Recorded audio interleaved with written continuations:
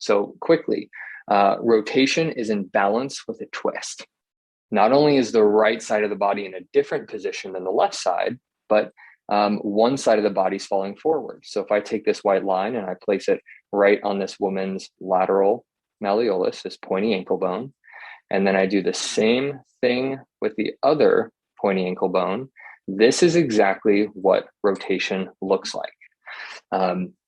If we really compare this side by side, we can see one ear is significantly more forward of the line. Her left shoulder is almost touching. Her right shoulder is behind the line. Her left elbow is running right up through, and her right elbow is behind.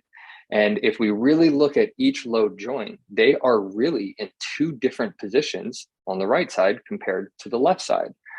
And without even putting lines on a body, we can look at rotation, and it's just by looking at the clothes. Look how we can see the orange shirt here, but we can't see the orange shirt there. That is what rotation looks like.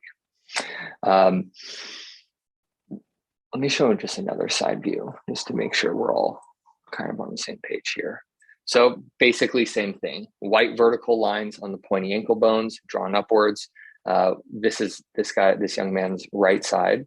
And we can see how the knee, the hip, the elbow, the shoulder, and almost that ear are touching the line. But on the left side, it's just an entirely different story. Literally the entire leg is in front of that line. The hip joint is in front. The shoulder and the head are all in front.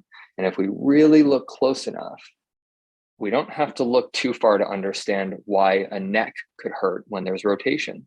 Look at how the cervical curve is behind the line here and how the cervical curve is in front of the line. That's literally the cervical spine just twisting, which means only one thing.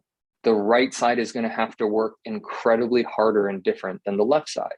And this twisting and this rotation, it's not just in balance, it's in balance with a twist.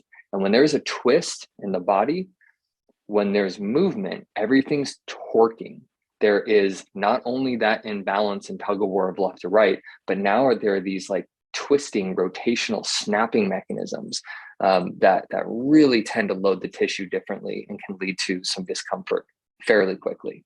So I say all of that. I give the rotation introduction because tonight's routine follows the same intention of what we've been focusing on in the past 2 weeks, which is all about really simple ways to take rotation out of the body, to put the left side and the right side back in the same position. However, tonight is going to be a little bit different than what our last two sequences have been. We are going to still have the same intention of taking rotation out, but we're going to do so with an entirely different hip, pelvic, and lumbar spine position tonight.